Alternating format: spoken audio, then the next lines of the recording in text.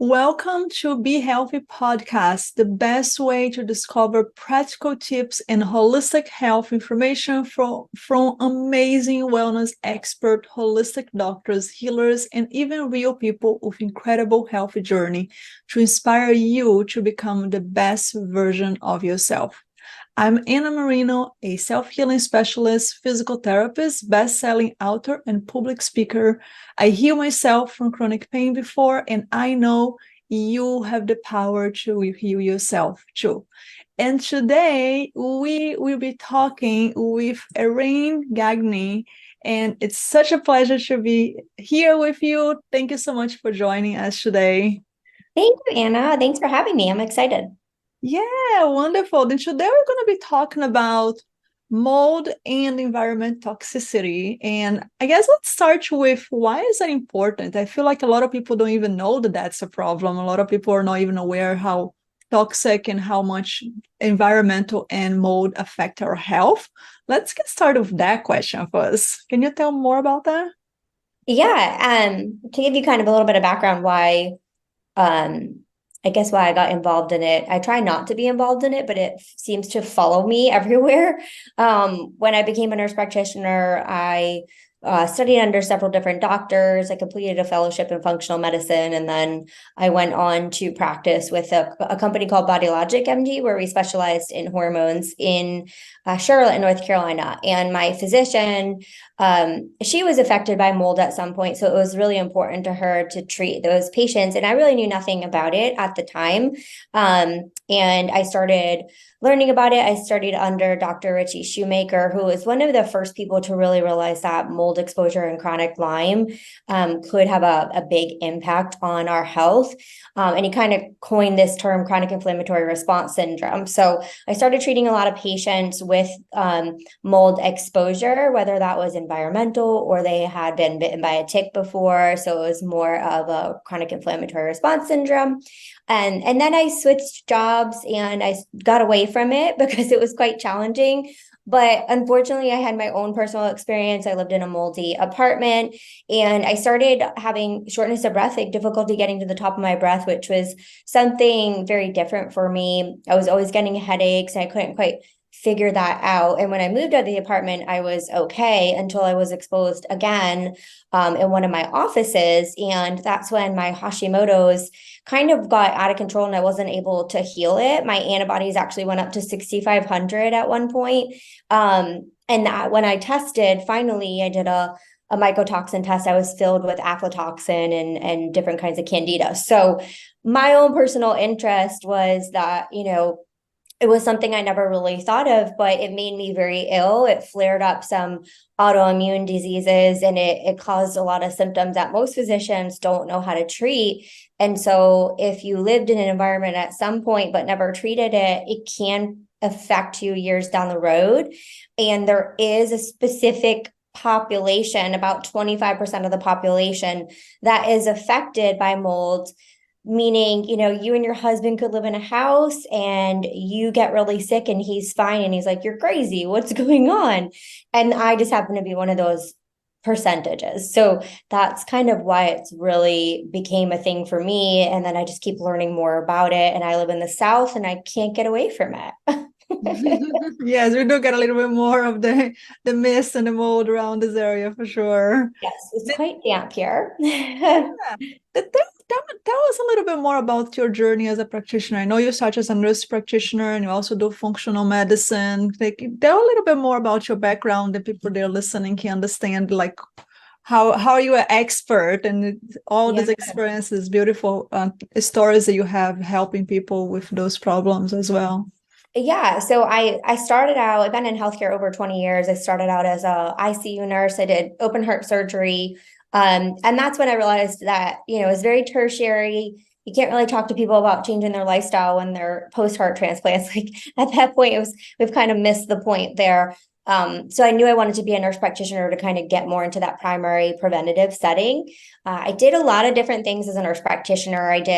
My first job ever was in internal medicine for elderly care, so long-term care facilities.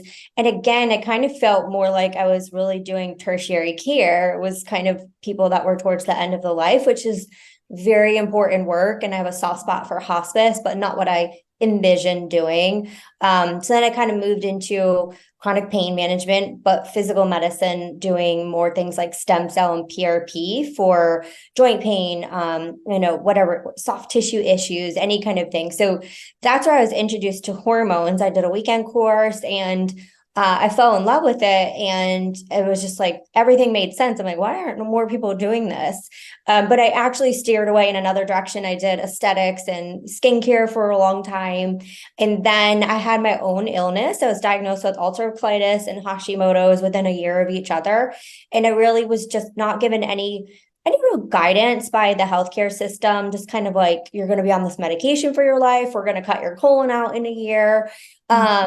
And I just, if anyone knows me, they know I'm pretty stubborn, and that just wasn't going to be my journey. So I kind of deep dove into functional medicine. I did a fellowship. I took my boards to be certified through A4M, the Academy of Anti-Aging Medicine.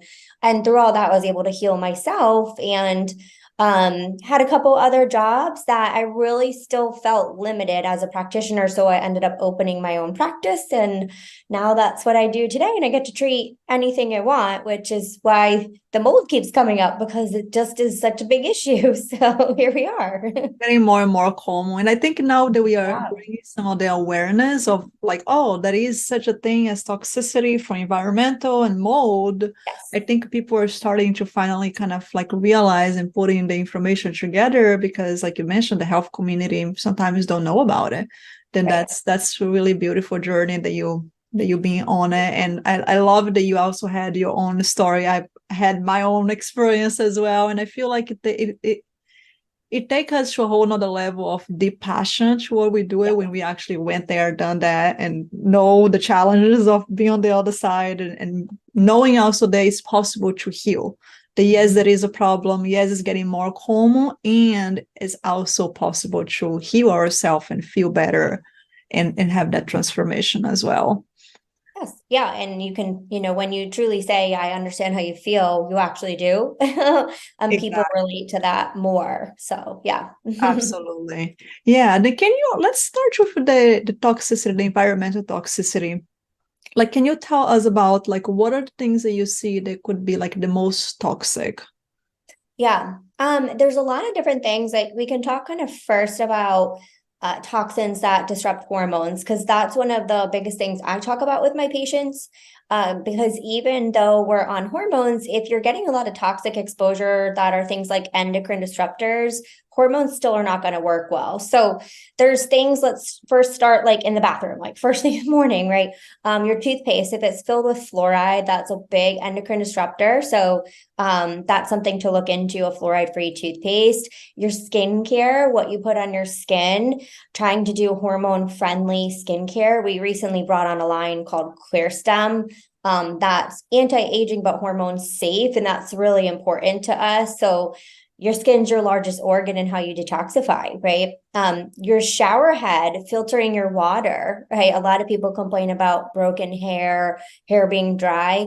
If you live in a city, even if you don't, I don't live in a big city, and still sometimes people get that ring around their shower or your toilet, and you're like, what is that? That's your water, right? It's dirty, and you're washing with that. So just the bathroom alone, I think we're exposed, the hairspray, all of that. I mean, we're exposed just alone in there. And then you move out of the bathroom and you go to the kitchen, you got, what are you cooking on? What are the pans you're cooking on? Are they nonstick? Well, those are filled with different chemicals that are endocrine disruptors, meaning they're going to augment your natural hormone production. The cooking sprays we cook with, really trying to focus on organic oils and different things like that. What you're putting your food in. So plastic has got to go, right? No plastic. Everything should be glass, or just not heating up food in plastic water bottles. And then the foods that we eat. So non-organic meats are going to be filled with different chemicals and endocrine disruptors, right? So those are environmental factors that come in that we really need to watch to, like in the kitchen alone.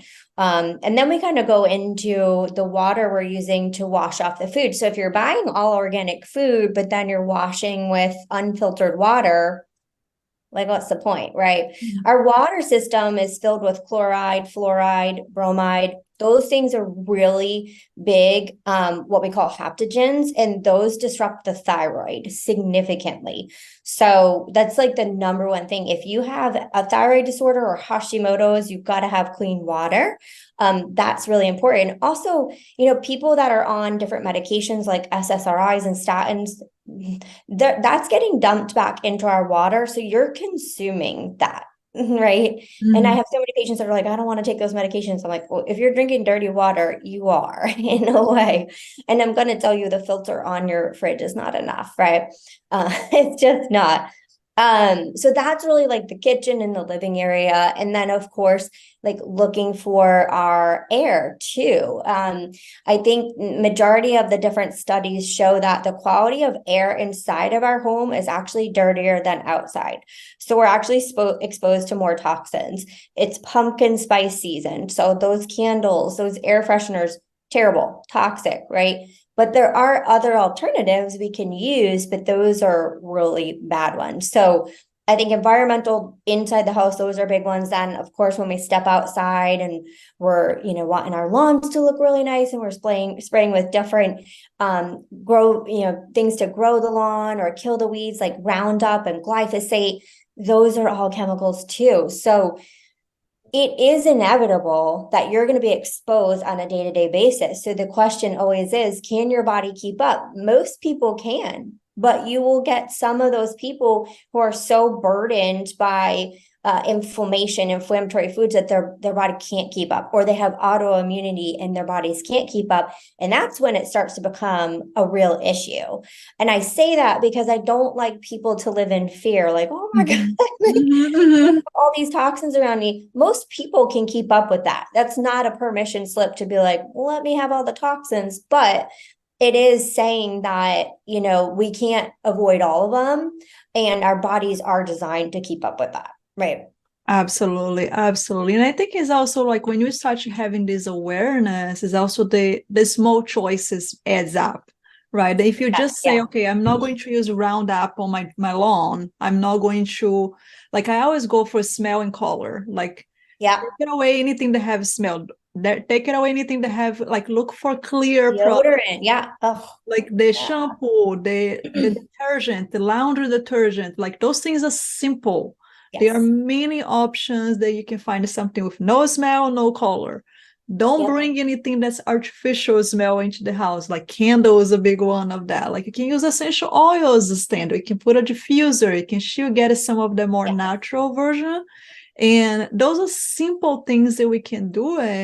They can, when we add all of the things that sometimes we don't have control of, Sure. it helps. Like everything helps. Then I think sometimes when people think about environmental changes and toxicity, it can be very overwhelming for some of my patients. They're like, oh my gosh, and I'm going to have to change everything. That's Everything. unrealistic. And when we break it down to like, okay, what are the small little steps that you can take today? Maybe Yes. just start with the bathroom. Okay, this month I'm going to go through my bathroom and I'm going to find what are the things that I can change. Okay, I'm going to start with the shampoo, the lotion that I put on my face, like looking for products that are more natural ingredients. Yes. And I think natural ingredients, one easy way to look into it, because some people just don't know what that means, is you can read it, right? It sounds Yeah. like food, it sounds like something that you can eat it, then something like you can actually pronounce easier, then those are the things that's probably more natural than if you have this long list of many products with like color and like natural smell, like all Right. of those Yeah. things that just added chemical that we don't really need it. Then finding products that have a shorter list of ingredients and with no addict or no color code and things like that. Those are simple changes that everyone can make, even if it's just 1 month you make one change. 1 month you go in the bathroom, you change Right. one product. Okay, next month you go in the kitchen, you change one product, and you start adding up those changes, and then becomes part of your life. Once you already change, Yeah. you Becomes a don't have habit. to worry about it anymore. Exactly. Now those are super important. And how about the mold? Like tell us a bit more about like the mold Yeah. experience. Yeah, I mean, the thing about mold is it's very challenging to identify because it can be visible mold, which is black mold that you just straight up see. That's not good. That's pretty obvious, right? But most mold spores are so tiny that they're invisible, right? And mold needs moisture to grow. So if there's moisture that's not being circulated appropriately, or maybe the house wasn't ventilated appropriately, or there was a water leak, then that is an opportunity for mold to overgrow. And what mold does is it basically poops and it creates mycotoxins, right? And that is what influences people because those spores affect our immune system. They start a cytokine storm. So we got all this inflammation going on. And the hard part about it is if you don't have someone that understands this, they're never going to identify. I can't tell you how many like patients I've had that are like, I have all these weird random symptoms, and we can kind of talk about that too, that no one can identify immediately. I'm like, go do this. I think you have mold exposure. And that's one of the things that I talk to my patients on my initial intake. And it seems weird when you're talking about hormones, but I'm like, where did you grow up? Did you ever live up north? Just to see, like, identified maybe a tick exposure. Not that that can't happen down south or anywhere now. Have you ever lived in a water damaged build or worked in a water damaged building, like at work? It's common at work.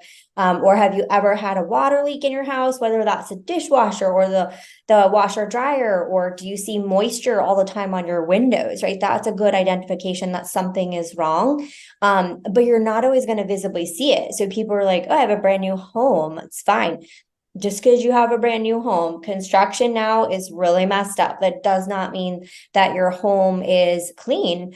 And a great test for this is like if you're in, let's say, your work environment, you feel crappy by the end of the day every day, and then you're off for a week on vacation and you feel fine, right? That's a good idea, like a good indication maybe something was wrong at work. Or if you're at home and you seem to always have headaches and stuff, and then you go away from that environment for a week and you feel better, that's how I identified it. I was like, whoa, I've been gone for a week for Christmas. I went to visit my parents and I felt fine. And I was like, oh, I think something's wrong with the apartment. And that's sure enough how I found it. But yeah, mycotoxins can be really dangerous because they just really set off this inflammation cascade in the body that is quite uncontrollable until we identify where it's coming from and then start the process of trying to remove that from the body.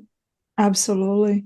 Then when you think about, then yes, there's a lot of mold that you can't see it, but some mold we can actually see it. Can you tell, like, how can people identify, like, what are the mold that you have to be worried about? Like, there is good mold, like cheese is a good mold, Yeah. and there is Yeah. mold Yeah. that's not good, right? And sometimes, like, oh no, but mold is a good thing. It's like, yes, but Yeah, then, like mushrooms and all that. Like those are all kind of molds, right? Cheese, Mhm. that's different. But I mean, obviously, if you had food in the fridge or anywhere and it has mold on it, that's bad, right? That's not mold that is going to cause mycotoxin exposure in your body, but you shouldn't eat that because it's probably going to make you sick, right? What we're talking about is if you open up your underneath your sink and you see dark edges all over, right? And there might be water there too, because maybe it leaked. That's bad. Those spores will they'll send off mycotoxins, and the first way that we get these into the body is we breathe them in, right? That's why one of the first steps in healing is healing the nasal cavity. That's why a lot of patients with mold, they start to have, like, I have sinus infections all the time. They're always sneezing. They always have headaches, right? Mold can also look like little white specks too. So that's the tricky part as well. I know in our old office, when we went to do construction work, we pulled off the like the siding and stuff to kind of do the crown molding, and there was just black all along that. So that was pretty identifiable. Mhm. Also, if like you haven't used a toilet in a long time and there's mold around there, there's mold in the air, right? So those are like pretty obvious things. But if you have a house and you see water around all the windows all the time, there's a moisture problem and there will eventually be a mold problem. Your house isn't pulling out moisture quick enough. So there will be an issue there too. So those are pretty easy ways to see it. Again, you might see that in some of the drainage system where that's building up because that's a lot of moisture. And so that can kind of quickly allow you to be like, oh, there's mold here. where else is it breaking off into, right? Mm-hmm.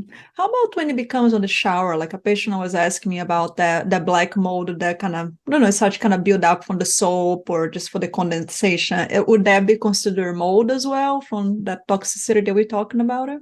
Yeah, yeah, absolutely. I mean, that is your shower should be able to keep up if you're pulling out moisture with the vent. So I always tell people you need to have that vent on a few minutes before you shower and then 20 minutes after to pull air and water out, right? Because otherwise, if mold is accumulating while you're showering, that's not normal. It shouldn't do that unless you're just a gross person and you never clean your shower, right? Like, but I think most of the listeners probably are not that way. We hope But so. yeah, your bathroom is going to be one of the number one places where moisture can accumulate. So that's why we have those vents. So that's like one of the things I hate about. I don't really stay in hotels anymore. I only stay at Airbnbs now because a lot of those hotels don't have vents, and I'm so sensitive now. When I walk into a hotel, immediately I'm like, it has mold because I can smell the moisture, those carpets. Like I can't do it. I will get a headache immediately. And so once you've been exposed to mold, you're going to be so sensitive and easily, like you can easily identify it anywhere. You'll be really surprised. Like everywhere you go, you're like, oh man, like it's perfumes, all those different things. So yeah, definitely moisture mold in the shower like that is a sign that there's a bigger issue somewhere. The whole thing is identifying where the initial issue came from, or it probably wasn't the shower, it's probably somewhere else, but now there's an issue. Yeah, and I like the tip. Those are simple things we can do, right? Turn on the fan before, like 5 minutes before, 20 minutes after. Those are Yeah. really simple things that everybody can do it. Like what I did, because I have a lot of moisture in my basement, that's what my office is. I got a dehumidifier. Yes. And Yep. on the summer, it's like almost 2 gallons of water a day. Yeah. I It's like mean, you that gotta, sometimes you gotta is just, clear. yeah, it's sometimes inevitable, but it definitely, a dehumidifier can help a lot. Mhm. Um a dehumidifiers and then particular filters too to help with that as well. But yeah, I bet that helps with like the air just feeling lighter for you too. Absolutely. Yeah, I can definitely smell and feel it. Like if I go to the basement and it starts getting a little extra moist because I have a thermometer showing the numbers as well, then keep an eye on that. And Yeah. if it starts getting a little bit more humid and I can smell, I can feel it. And like I know I need to empty the dehumidifier more often. And Yep. I think those are things that knowing that if your house has a bit more challenge with one thing versus the other, like finding solutions that you don't necessarily have to move out of the house, but it Yep. can modify as necessary. I had patients before they had to move out of the house because of mold, and Yes. that's a whole nother conversation. But Yeah. that's sometimes we can't find like the filters or other solutions that we can find to help us stay where we are in the environment without becoming like too complicated or affecting our health. Yeah. What else could people do, like besides the air filter, the dehumidifier, turning on the Yeah. fan? Like, is there any other tips that you have as far as solutions for preventing like mold in the house? Yeah, I mean, if you're just wanting, if you, let's say you don't think there's an issue, but you're like, I just want better air quality, then yeah, doing those things like the ventilator, watching your humidity, like on your, and most thermostats have it kind of built in there too, making sure you're consistently getting like your air ducts cleaned and your AC service, like prior to when you're going to use it. And same thing with the heater, just to make sure it's pulling the way it should. And then air filters are super effective. So there's particular companies I use, like I like the Air Doctor or Air Oasis. And the reason being is they actually are going to pull, they have the HEPA filter and then they'll pull microns as small as mold. So you're Mm. actually going to trap some of these different spores if there just happens to be anything in your home. So you can buy them per square footage, so if your house is 3,000 square feet or multi-levels, you might need 3 different ones to cover all that. So I definitely recommend one in the main area that you live and then in the bedrooms as well, like where you spend your most time. But that can significantly improve the quality of your air. And then, of course, you can get really crazy with this. And that's what that's the problem, because you can look at things like my mattress, like your mattress spews off all these crazy chemicals, right? So it's like looking at the mattress, looking at your sofas and everything. If there is a big issue, because sofas are sometimes sprayed with these protectants. So those are things that can spew off chemicals too and affect the air. That's getting a little kind of really nitpicky, and that can get really expensive. So I think the other thing that we spoke about is just, the air filters, not the air filters, but like the infusers and stuff instead of candles. And the worst thing you can ever do is the air fresheners. Like, they're so bad for you. So, and please don't use dryer sheets. Like, if you're Yes. doing them, use organic dryer sheets, but those have so many chemicals. If I smell someone and it smells like laundry, I'm like, oh my God, how many chemicals do you have on you right now? And you're wearing that all day. So I didn't mention that, but yeah, your laundry detergent and your dryer sheets. I use organic ones and my laundry doesn't smell like anything. It just doesn't smell. And that's a good sign to me that they're clean products. So Exactly. yeah. And I think, we haven't really talked about this yet, but if you do think there is a problem, the first step for healing mold is you have to identify the issue. So we have to first test the home. And there's really easy ways to do this. The challenging part is if you do identify it, finding a reliable mold person that can remove mold. But Mhm. to identify it, I usually send my patients to Dr. Shoemaker's website, survivingmold.com, and you can go under patients and testing, and there is something called the Hurts Me Too or the ERMI test. It's actually a separate link. It sends you to buy the test, and all you do is like you get dust from around the door and around the window, and then you send that off, and it gives you different scoring. And one of the scoring is like, there's a little bit of issue, but get some filters, probably going to solve the issue. The next, or actually the first, it's like, you're fine. The second is there's some issues, do this and that can improve it. The third is we recommend you don't go back in this home until it's remediated. Remediation can be upwards of $60,000 to $100,000. So like you said, sometimes it is probably not with the market right now, but more beneficial for someone to move. But you have to figure out where you lie in that. Or if you try to treat mold and you're still exposed, I can tell you're going to spend a lot of money and you're not going to get better. You might get worse. So number one, you have to figure out, is there really an issue? But I think all those first things I said are great for just if you're like, I just want to make my home cleaner. Those are easy things you can do now.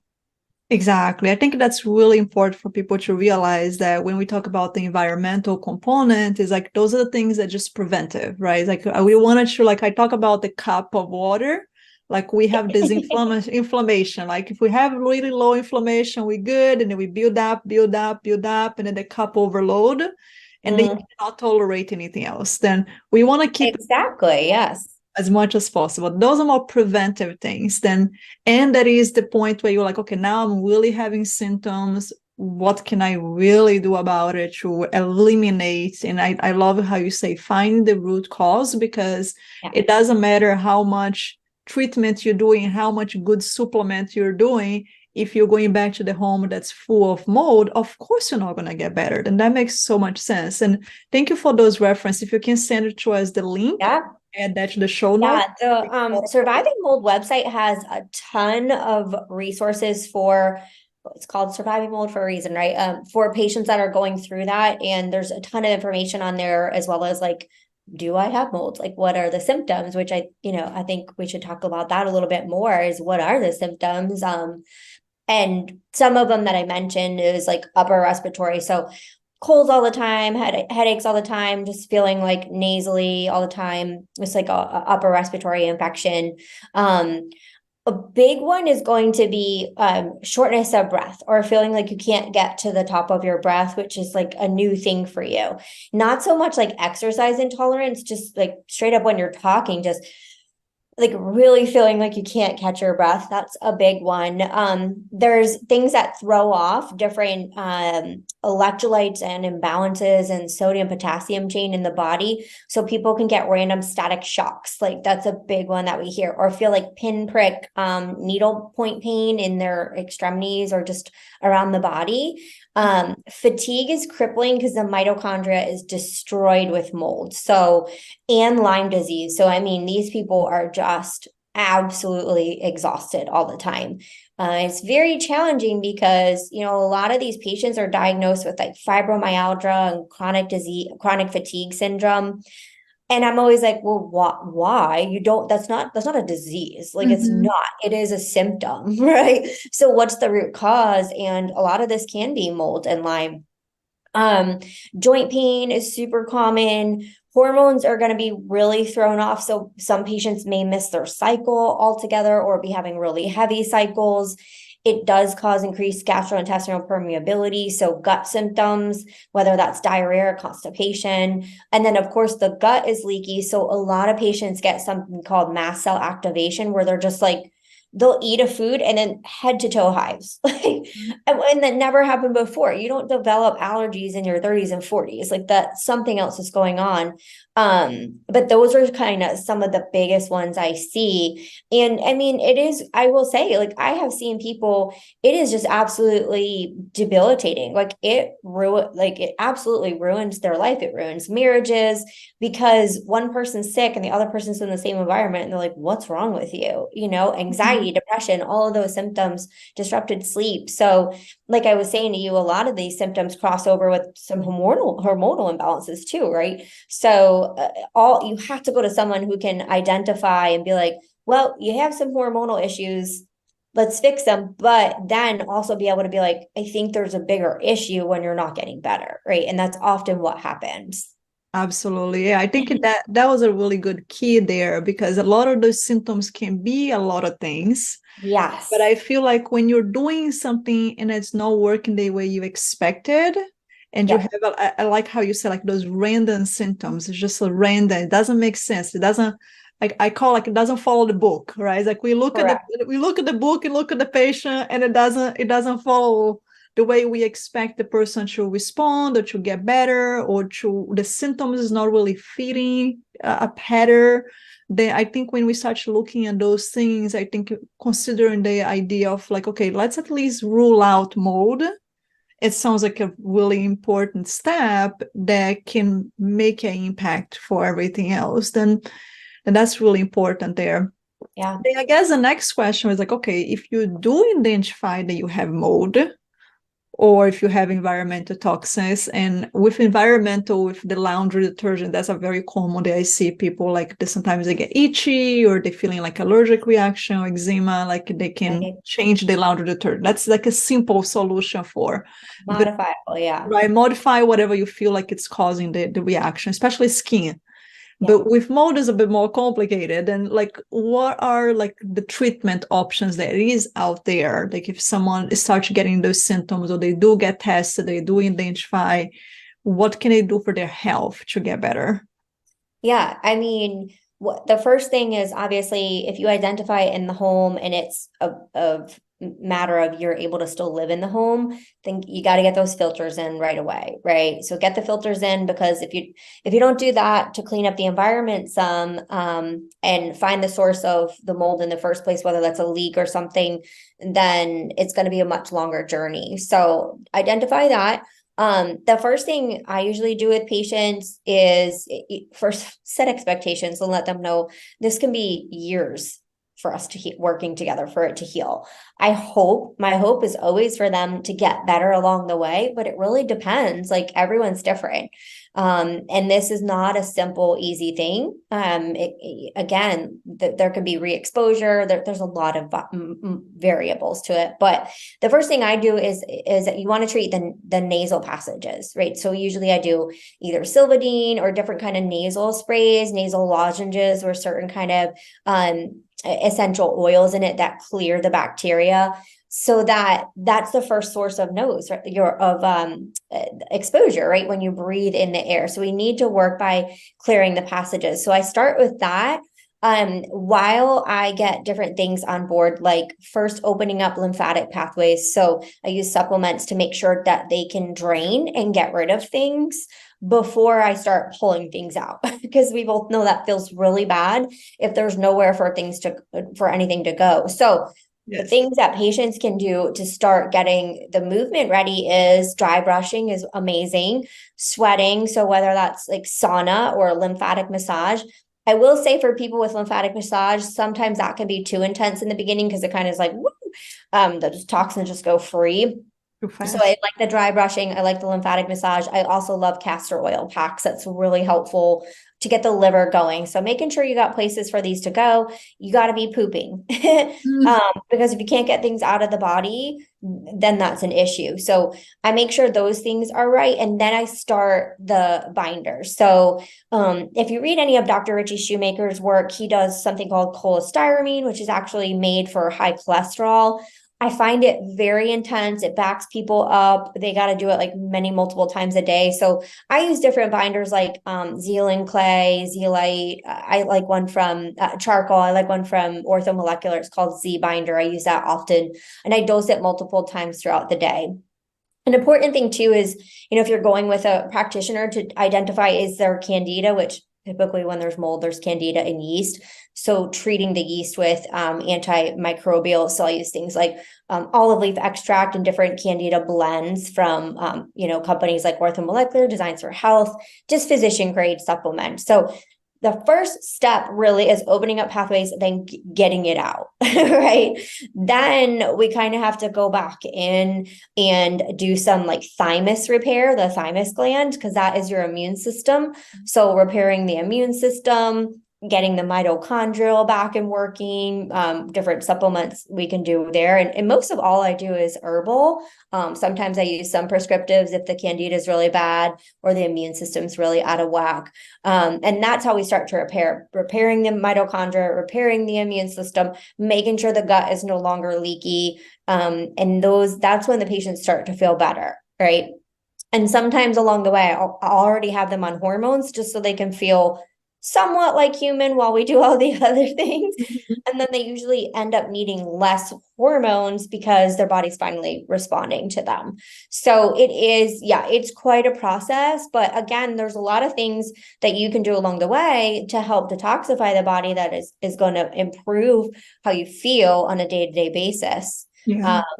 So it's quite a complex situation to heal. Yeah, and that I think that's why it's so important also to get a really good professional, like someone like you that really know what they're doing, because there's so many moving pieces. And I think one thing that you say that it's really, really important, I wish we could put in capital letters in a banner somewhere, is the idea of we needed to have our detoxification system working before we try to we create more. Right. It's like we got to get the liver and the digestive system, the lymphatic. And I tell to my patients all the time, sometimes they start to taking supplements and they're getting worse instead of better. Yes. And they're like, okay, let's pause the supplements. Let's work on the gut. Let's I do a lot of visceral manipulation, or we can move it more to a more like a nervous system regulation, getting that parasympathetic, calming, healing state of body that the body can digest. And then you can go back to the supplement, and the supplement works amazing. And it's so important to identify those two components. I think I'm able to release physical and emotional, right? It's like the emotional component is also part of that. We need to be able to detoxify and process the emotions that comes in. And okay, now everything is moving. Then now we know that we can really get into the detox because we know the body is doing what the body needs to do. Then the visceral manipulation technique is one of the techniques that I do that works really, really well when the patients are going through those more complex healing, because it really helps the organs. The visceral manipulation is just a massaging into the organs itself. Then we can work on the liver, the digestive system, and it helps those organs to work better. Then when you come with the solution that you guys bring is in, it's kind of like you have this fertile soil that the body can actually use it the best it can, right? It's a nice compliment. And I think I love what you're saying as far as it is complex. It does require expert. It does require someone that have experience and know what they're doing. It does require someone that takes in consideration all the angles, not just like one thing. And also like what else can you do on the side? Then techniques that you can do to get yourself in that more relaxing state, parasympathetic state, regulating the nervous system, that the body can heal. Sleeping is really important. Like all the other things that we know that's really good for our health it will help that complex Right. process becomes easier. Then everything adds up, right? Like when we think about the cup of water, we can fill up the cup, or we can actually decrease the water on the cup. And knowing that all the other tools that we have also can decrease that cup of water faster, then we can eliminate the mold and heal everything that we need to heal, and in a faster and easier way as well. Then that's Yes. Yeah, and I think that's a really important point is working with a practitioner like yourself, because I see all the time where patients are their worst enemy. They are doing nothing to regulate their nervous system. And I'm going to tell you, you cannot heal a body that is stressed out. You can't. And we will work on some of those things ourselves. I do supplements, I give tips, but if you're going home and just hoping that a supplement fixes your nervous system and your adrenal issues, I'm going to tell you it doesn't. Yeah. Identifying different things like even trauma, whatever it is that's causing that nervous system regulation, like our bodies are so smart, they will continue to recreate this stress. Even if those stressors are gone, if you haven't done anything to heal it, and they will continue to keep you sick. So that is such a vital part. Like the lymphic system, reprogramming too, whatever it is, you have to do that component too. So a lot of times healing issues like this is multi-practitioners, which I know it gets costly. I spent a lot of money healing myself. I still spend a lot of money on things.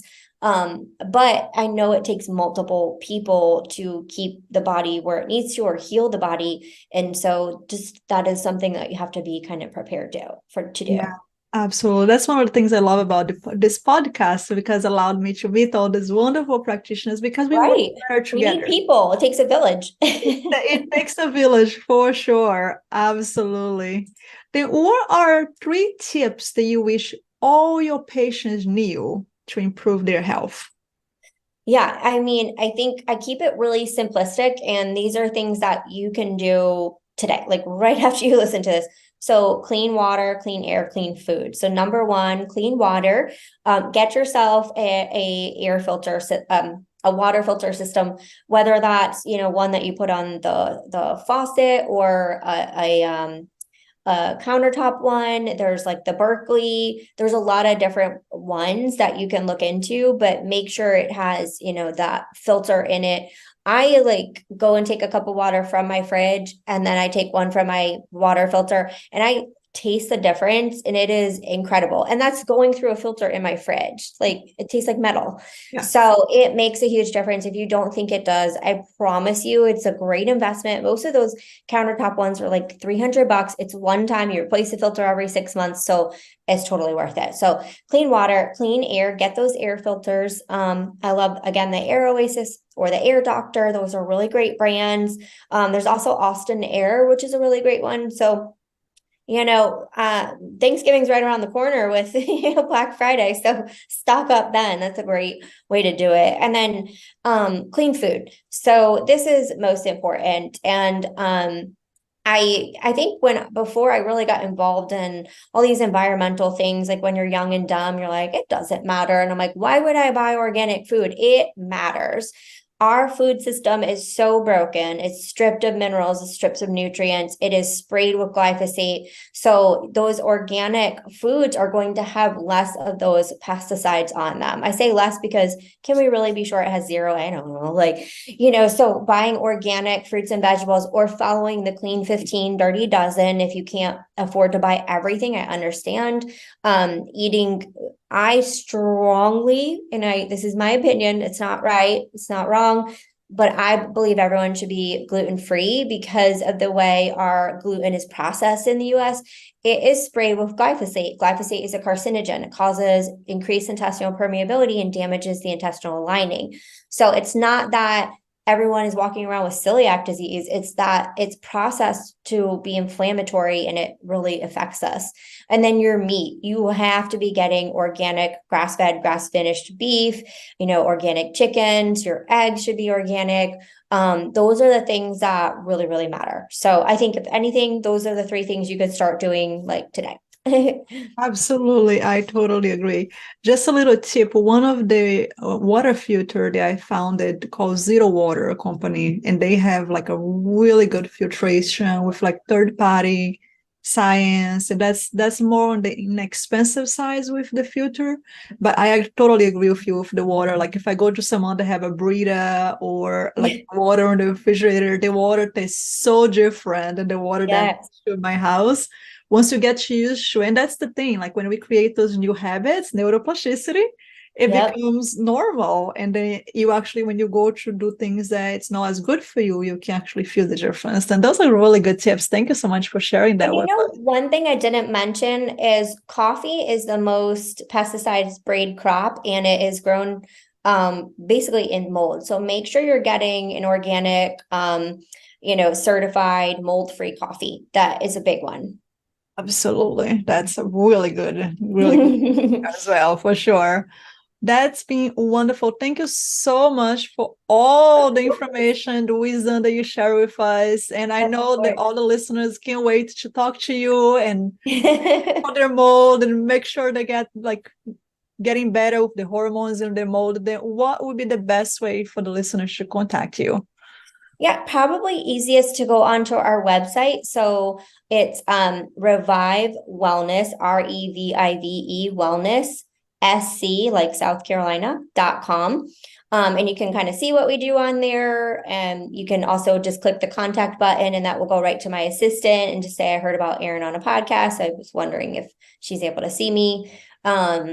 And yeah, that's the easiest way to kind of see a little bit more about what we do. I do have a podcast. It's been dormant for a bit, but there's a lot of good information on there too. It's called A Little Bit Tipsy. It's on Apple and Spotify. So there's some good information. If you're interested in learning more about hormones, there's a lot of information on there about that too. So it's a good resource. Fantastic. Thank you. And we're going to add all those links into the show notes. Then make sure that you guys check the show notes for that. And then is that a gift? Is that a one gift that you'd like to offer to our listeners? Yeah, if there is anyone who is interested in becoming a patient, we're offering off of their initial consultation, $50 off of your initial consultation. So again, just mention the podcast when you do reach out, and we'll get that taken off your initial consult. Yeah. That's a wonderful gift. Thank you so much for offering that Yes. to our listeners. I'm sure people are going to love that. That is great. Thank you so much. Is there anything else you'd like to add before we close? I think we covered so much. So good I stuff. think, yeah, just I think if you're knowing something's wrong and you're going to doctor after doctor and no one's helping you, or they're saying your labs are fine, just don't give up. Keep going until you find someone that is willing to listen to you, and also give your body grace while it's healing. The body innately is made to heal, but sometimes we have to give ourselves the opportunity to do so. So yeah, just don't stop until you get the help you need. Oh, that's beautiful. I would every single word. I love it. Yes, hope is such an important healing piece and gift for anyone that's struggling with chronic pain. Yes, there is hope. There are many people out there, they had healed themselves, they got better. There is another way, and I think that's important for if you have not been finding the answer, look for it, because it's out there and you do deserve to feel better, and that's really important. Absolutely. And thank you so much, Erin. It's been a pleasure having you here today. Thank you for having me. It's been super fun. And thank you so much for listening to today's episode. If you enjoy, make sure that you subscribe to our channel, leave us a review, and share our podcast with anyone that you know that needs to improve their health. If you're watching this on YouTube, hit the notification bell so you get notified whenever I upload a new episode. And if you feel like you need help to reclaim your life and heal from chronic pain, make sure that you come and join us with Be Health Academy. Be Health Academy is a science-based program that offers accountability, pain science education, stress management techniques, ways to shift your mindset, increase body awareness, and techniques to release the trauma from the body, and so much more. With the right resources, you have the ability to heal yourself. You don't have to do it alone. Let me show you the way. Join the Health Academy and stay tuned for our next episode. And that's it for today. Keep it up with the good work. I will talk to you later. And until then, be healthy.